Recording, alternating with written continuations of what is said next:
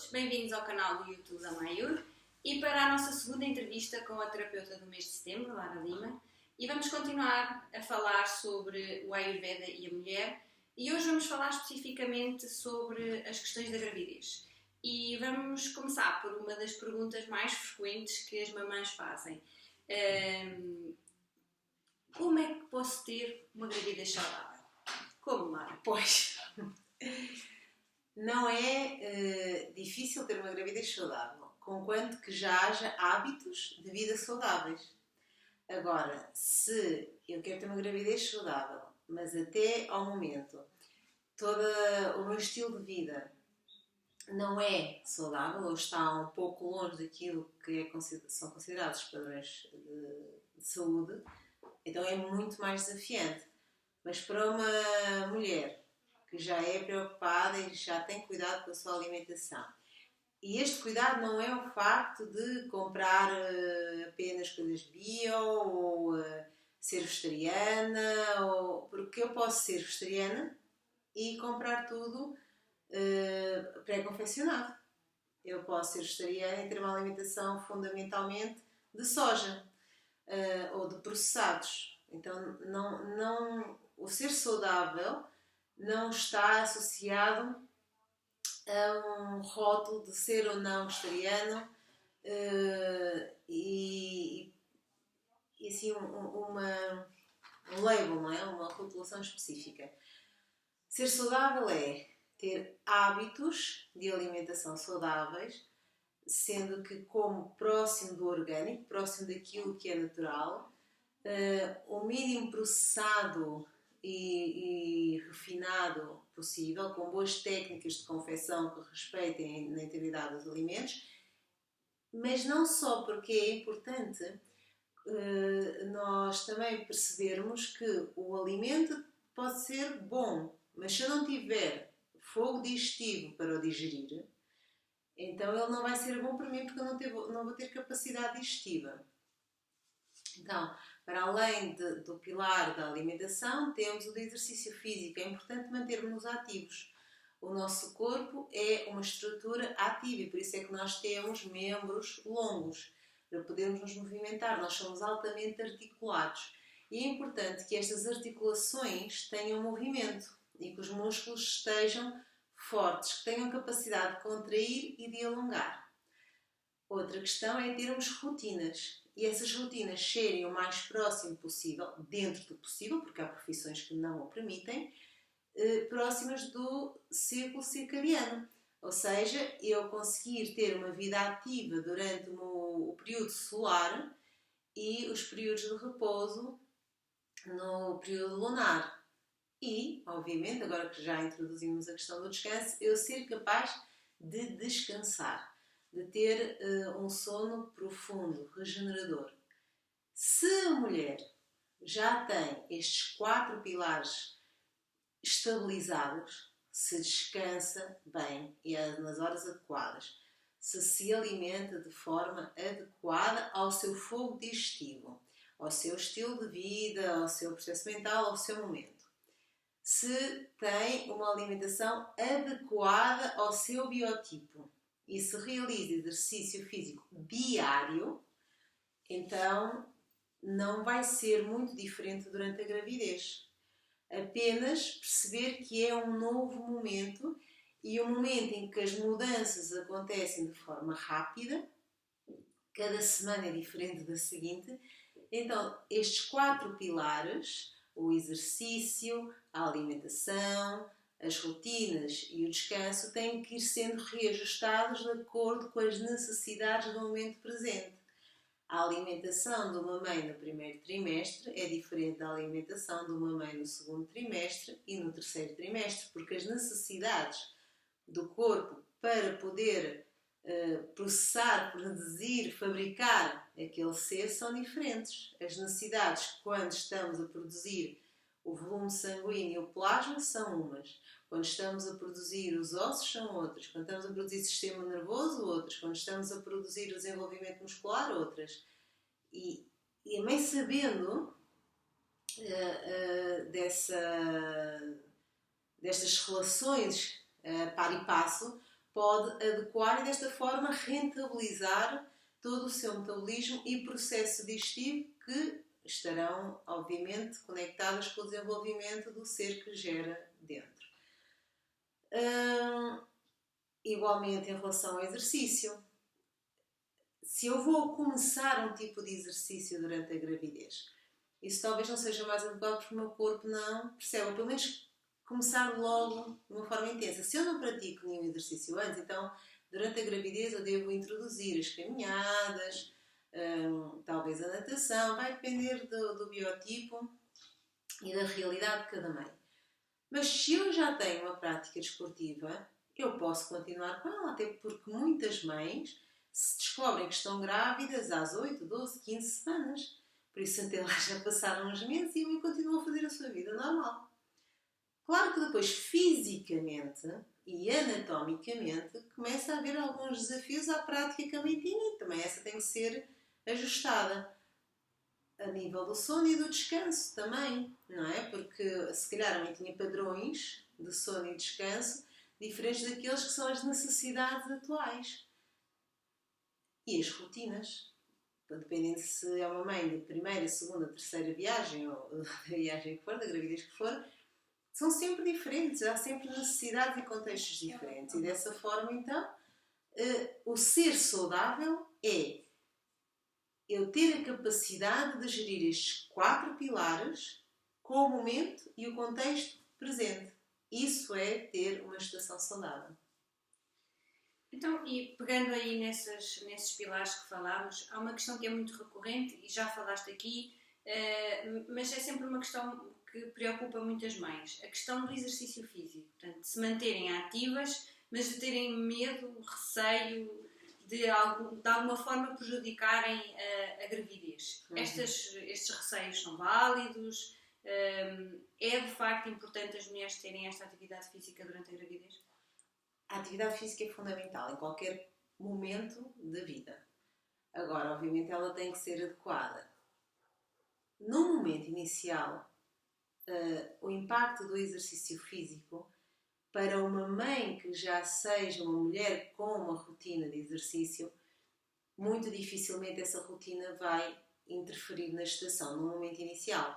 Caso contrário, ela sequer teria tido a capacidade de engravidar. Se o exercício fosse demasiado intenso, como por exemplo em atletas de alta competição, ocorre até a ausência menstrual.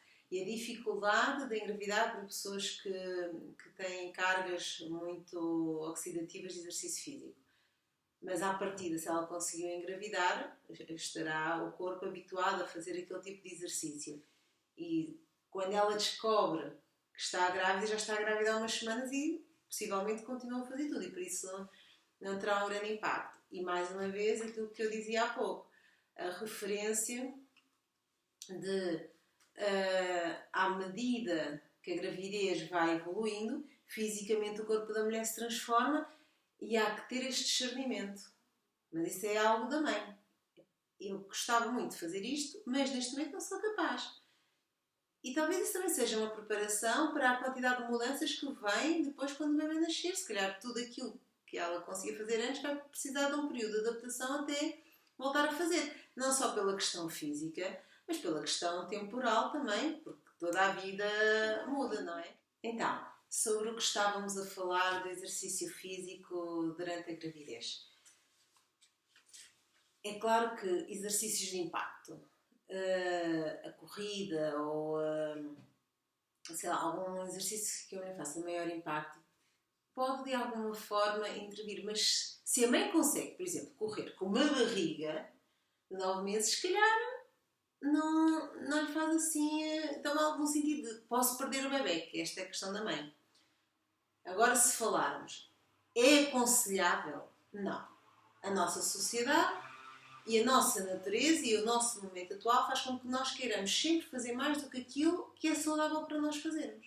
Então, a grávida efetivamente deve fazer exercício físico moderado. E por isso é que se recomenda as aulas de yoga, se recomenda o pilates, a hidroginástica se tiver um nível de água confortável, as caminhadas. No fundo, o que é pedido? o que é que o Ayurveda solicita e qual é o pressuposto? É manter o corpo ativo para fortalecer a musculatura e todos os mecanismos que sustentam a gravidez, para que todos os mecanismos que formam o nosso corpo possam estar completamente adaptados a estas transformações, para que no momento do parto eles possam agir em consonância com a realidade que conhecem. Porque de facto o parto é uma ação extremamente física. E nada melhor que exercício físico. É exercitar o físico para ele poder corresponder àquilo que lhe é solicitado no momento do parto. Mais uma vez, e como tudo que nós vamos falar nestas entrevistas, deve ser visto caso a caso. Idealmente, a gravidez, apesar de não ser doença, é um momento especial. E a grávida deveria fazer questão de ser acompanhada pessoalmente. Da mesma forma que ela é acompanhada pelo ginecologista e pelo obstetra durante o processo de engravidar e quando está grávida. E é aquela pessoa. E eu até quero que seja aquela pessoa a fazer um parto, porque ela que me acompanhou. O obstetra acompanha uma vez por mês, se tanto. Então, é importante ter junto a mim alguém que me ajude de forma efetiva e mais presencial, de 3 vezes por semana, 4 vezes por semana, a caminhar no sentido de conseguir observar-me melhor e me dar alternativas para aquilo que eu estou a sentir. Porque, de facto, se for um profissional, ele primeiro tem um olho clínico, consegue avaliar as necessidades das pessoas. E, por outro lado, tem o distanciamento necessário para perceber a necessidade versus desejo. E pronto, julgo ser tudo. Procurem um profissional, de facto, para se sentirem inseguros a fazer exercício, procurem um profissional para vos acompanhar. Outra das dúvidas, ou outra das questões que é muito falada e que preocupa as mulheres que estão grávidas, é o cansaço. O nível de cansaço que eles têm, cansaço físico, cansaço intelectual. Mais uma vez, é normal. Essa eu estou a sentir é normal, tá? Eu não sou um alien. Agora, se calhar, se eu entender a gravidez, eu vou perceber que é claro que é normal, não é? Porque se nós tivéssemos consciência da quantidade de coisas que acontecem no nosso corpo a todo o segundo, a todo o instante, simplesmente estando vivos, sem contar com a gravidez, é de tal forma intenso que eu própria não seria capaz de organizar tudo. E por isso é que nós temos um sistema nervoso autónomo. Agora, quando eu estou a gerar um ser, é pedido um esforço extra. E não é das 7 às 3, ou não é das 8 às 5. Não, é o dia inteiro, 24 sobre 24 horas, desde o momento da concepção até o momento do parto. E depois continuando no pós-parto. Então é normal que eu, fazendo as minhas rotinas, estando grávida, sinta muito mais cansaço. Até porque eu já vinha de um nível de cansaço anterior e de esforço. Juntando também às necessidades metabólicas que o corpo está a pedir. E por isso ele pede para. E a forma do corpo pedir para é: estou cansado. Tens que parar, tens que readaptar. Porque reparem, a maior parte de nós, efetivamente, esquece-se de fazer as coisas nos momentos certos. Veja uma criança. A criança tem 1 hora para ir dormir. Se ela passar essa hora para ir dormir, ela vai fazer uma birra. Ela vai ter comportamentos desafiantes e depois vai ser muito mais difícil adormecê-la. E nós fazemos esta birra de crianças e tentamos permanecer no tempo, mesmo que queiramos educar os nossos filhos, irem para a cama à hora certa, nós achamos que somos diferentes, somos crescidos e podemos nos deitar mais tarde. Mas nós estamos cansados.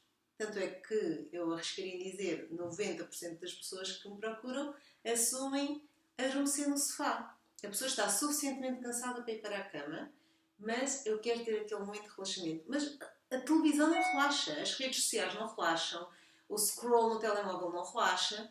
O que relaxa efetivamente é descansar.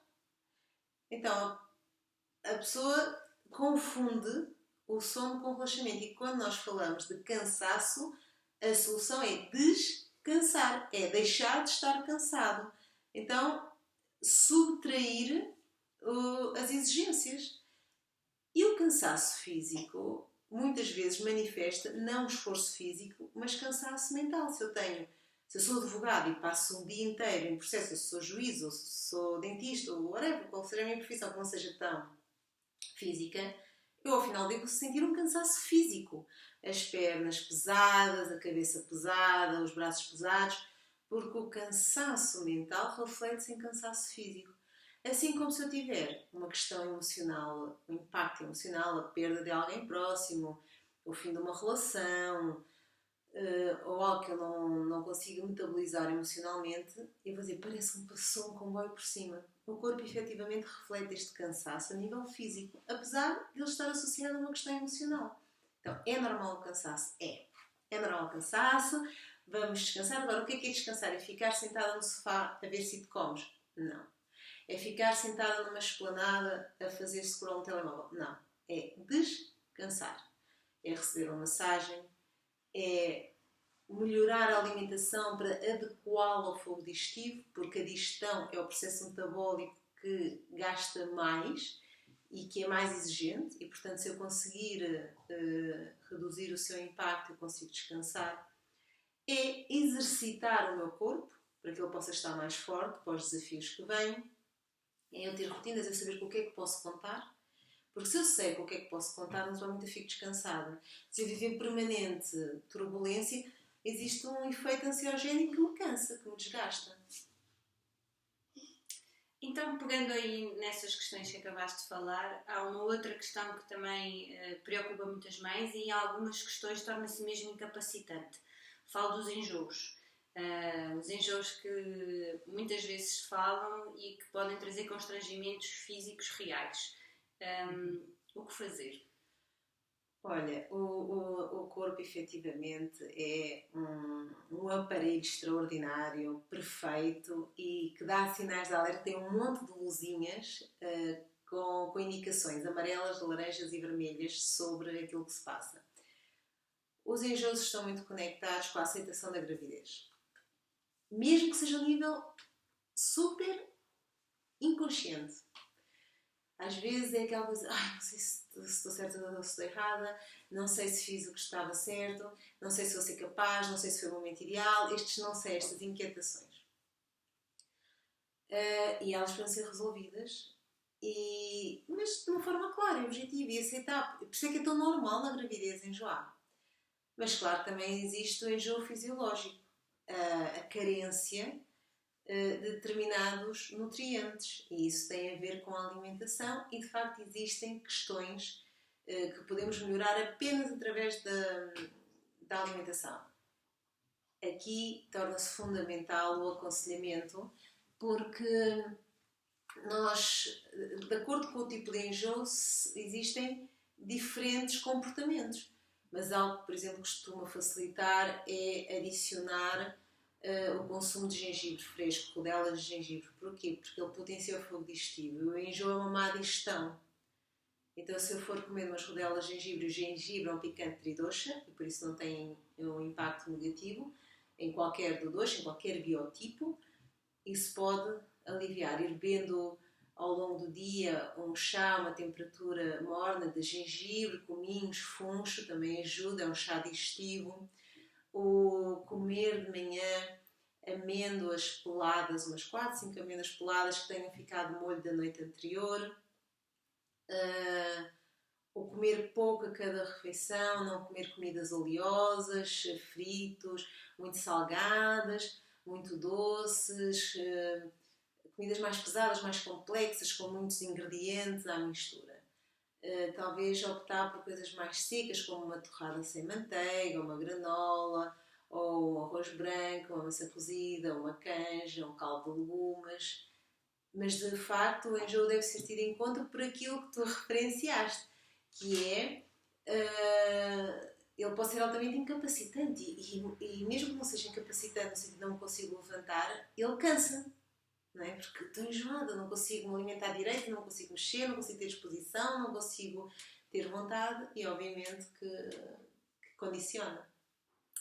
Então, e agora, por fim, a grande questão de todas as mães e aquela que surge mais vezes e aquela que verdadeiramente nos perturba a todas.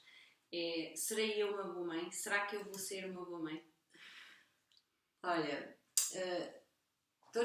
todas nós temos potencial para sermos boas mães. Aliás, não existe, eu digo sempre isto, existem, eu arriscaria dizer, milhares de livros sobre a maternidade, sobre pediatria, sobre bebés, sobre técnicas para dormir melhor, para alimentar melhor, que tipo de alimentação, whatever, mas não existe nenhum livro escrito sobre o teu filho e sobre a tua gravidez e sobre a tua maternidade. E não existe ninguém que possa ser melhor mãe para aquele bebê do que tu. Mesmo que nós tenhamos dúvidas quando o bebê nasce. Será que eu vou ser capaz? Se calhar a minha mãe é obstetra ou é enfermeira da obstetrícia, ou se calhar trabalha no infantário e ela sabe muito mais de crianças. Pode ser que sim, da experiência, mas daquele bebê ninguém tem mais experiência que tu, porque tu carregaste-o 9 meses. Tu é que o formaste. Ele tem todo o potencial que, à partida, tu conheces, porque são os teus pensamentos, são as tuas emoções, foi aquilo que comeste durante a gravidez, a forma como descansaste, os teus ritmos. E é preciso... Este é o grande trabalho durante a gravidez. Para mim, como dou lá Ayurveda, é potencializar a mãe de ninguém conhece melhor o teu bebê, conhece melhor a gravidez do que tu mesma. E como tal, serei uma boa mãe? Seguramente serás melhor do que qualquer outra pessoa no teu lugar, porque tu és a única que estás preparada e com o conhecimento suficiente para aquilo que vais viver. Agora, citando o Daniel Sampaio, geralmente as boas mães podem não ser mães boas. Então, obviamente que nós vamos ser mães imperfeitas, seja o que for esta imperfeição. Nesta imperfeição está toda a perfeição do mundo. E nós também vamos errar. E aqui vou citar a música da Luísa Sobral, não é? Que eu possa ter errado achando que acertei sempre. Porque a mãe, quando age, ela age por amor, por devoção. E com a certeza que naquele momento aquilo é o melhor que pode ser feito. Agora, eu não conheço ninguém que não tenha mother issues. Toda a gente tem assuntos relacionados com a mãe, não é? Eu costumo dizer que qualquer terapeuta de uma primeira sessão, se disser eu vou-lhe dizer, aquilo que se passa consigo e o motivo pelo qual se sente assim é devido à relação com a sua mãe. E está certo, pronto. E já temos motivo para uma segunda consulta. Porque independentemente de nós termos as melhores mães do mundo e as amarmos mais do que amamos qualquer outro ser e qualquer outra experiência, ainda assim há coisas, porque é uma relação muito próxima. É uma relação de vida, não é? De laços e obviamente que faz parte. E ser uma boa mãe também é aceitar que podemos ter errado, que podemos ter feito algo que agora faríamos diferente, mas sempre na tentativa de fazermos o melhor possível. Agora, a chave disto tudo é uma boa mãe, serei uma boa mãe, serás. Se continuares a investir tempo para seres uma boa pessoa. Não dá para ser boa mãe sem ser boa pessoa. E não dá para ser sempre boa pessoa. Não dá para ser boa pessoa se eu não cultivar. Não há como eu dar amor aos meus filhos se eu não me amo a mim mesma. Porque eu até lhes posso dar atenção, mas isso não é em forma de amor. Talvez quando eles forem para a faculdade, talvez quando eles criem uma família, eu vá cobrar. E diga assim, não, mas eu dediquei toda a minha vida a ti. E agora tu abandonas-me. Então isto talvez não seja o reflexo de uma boa mãe. Então quando nós damos, nós temos que dar genuinamente. E aceitar e entender e perceber que é o momento. E para isso eu tenho que estar muito íntegra. Para isso eu tenho que dar o exemplo. E nós sabemos, nós aprendemos pelo exemplo. A mãe diz, tens que comer fruta. Tens que comer só para as refeições. Não podes comer, encher a barriga de chocolates e batatas fritas. Mas a mãe é a primeira a comprar batatas fritas e encher a boca de batata frita. Não podes fumar, mas a mãe fuma em frente às crianças, não sei quantos cigarros. Fica desafiante. A criança vai ter tendência a imitar o comportamento e não a informação. Então, uma boa mãe é aquela que cuida de si e daí dá um exemplo prático aos seus filhos que vão replicar este comportamento. Então, vou ser uma boa mãe? Vais. Se continuares a investir tempo nesta qualidade e nesta gravidez saudável, que agora não é uma gravidez, é uma maternidade. Então, se tu continuares a investir tempo na tua maternidade, Ou seja, continuares a descansar, ou pelo menos ter a capacidade de descansar. Não estou a dizer, como falei há pouco, o descanso não tem nada a ver com o sono, tem pouco a ver. Não significa que eu vou dormir 8 horas por dia. Porque há pessoas que dormem 8 horas, inclusive com antidepressivos até mais, e não descansam. E há outras que dormem 4 e acordam descansadas. Uma alimentação adequada, porque o que acontece frequentemente é no pós-parto também esquece de cuidar, esquece de comer, come coisas calóricas em momentos, em pequenas pausas, não é? Para ingerir alguma coisa, para ter leite, e aquele leite é o quê? É o produto de um croissant, de um pacote de bolachas, de um iogurte, e a mãe diz, eu seria incapaz, deve ser meu filho só vai comer açúcar a partir dos 3 anos. E a amamentação, eu estava a comer o quê? Porque o leite é fruto daquilo que eu como, não é? As rotinas, eu ter a capacidade de manter física, manter-me fit, para poder a qualquer momento estar bem para apoiar os meus filhos. E também para uma mãe fit é uma mãe com um bom sistema imunitário. E por isso aquelas viroses, aquelas coisas todas que as crianças têm, a mãe tem, com aquele lance de televisão, que não é verdade, mas é quase, a mãe não tem tempo para estar doente. E não. E se vocês forem mães, vocês vão entender isso.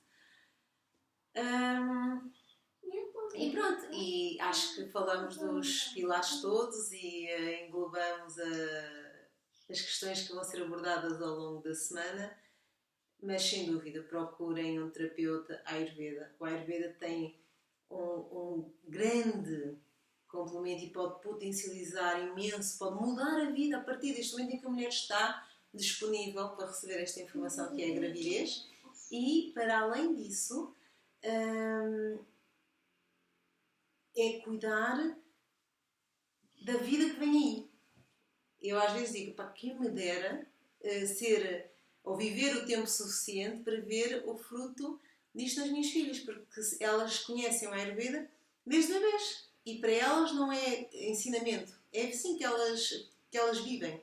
Elas sabem fazer um diagnóstico de língua porque eu lhes pergunto como é que está a língua, o que é que tu comeste, ora ver, raspa a língua, como é que está o cocó, como é que está o xixi, o que é que se come agora no verão, o que é que se come no inverno, mas porque elas vêm, elas comem assim, porque é que o pequeno almoço do verão é fruta e o pequeno almoço de inverno são papas de aveia. Porque é diferente, porque no verão tu vais para a praia, está mais calor, e no inverno tu vais para a escola, vais lanchar mais tarde e está mais frio. Então, isto é uma aprendizagem que não vem do livro e que fica. Isso é fundamental. Qualquer dúvida, qualquer questão que tenham, não hesitem. O bom deste momento da pandemia foi que tornou-nos a todos mais próximos. Então, por exemplo, o programa Belly Love, do qual eu sou responsável, está acessível, está próximo. É uma distância de um clique. Vens aqui, clicas e o programa está lá. Tem o acompanhamento online, tem acompanhamento físico e é facilmente agregado a questões de massagem, de terapeutas que estão no país inteiro e que te podem apoiar fisicamente, professores de yoga, porque existe esta linha de contacto e é muito importante trabalhar nessa multidisciplinariedade. Bom, Nora, obrigada por mais uma entrevista. Ficamos a aguardar o que é que se seguirá. Até à próxima e obrigada a todos por estarem presentes comigo. Obrigada, Joana, obrigada à Mayura, obrigada a todos vocês. Tchau, até à próxima. Olá a todos! Se quiserem mais informações sobre a Associação Portuguesa de Medicina Ayurveda, poderão contactar-nos através de www.amayur.pt. No nosso site têm disponíveis todas as informações sobre os profissionais de Medicina Ayurveda ao longo do país, assim como das entidades formadoras reconhecidas para lecionar os cursos de terapeuta e de técnico de Medicina Ayurveda. Para além disso, se desejarem juntar-se à Associação Portuguesa de Medicina Ayurveda, têm 3 categorias de sócios. A categoria de sócio profissional, que pretende defender os profissionais da Ayurveda em Portugal, assim como a categoria de formando, que são todos os associados que estão em formação, e a categoria de amigo, para aqueles que gostam do Ayurveda e que querem que ele cresça em Portugal. Para além disso, também podem adquirir alguns dos produtos disponíveis na associação. Muito obrigada por assistirem ao podcast e continuem a ver.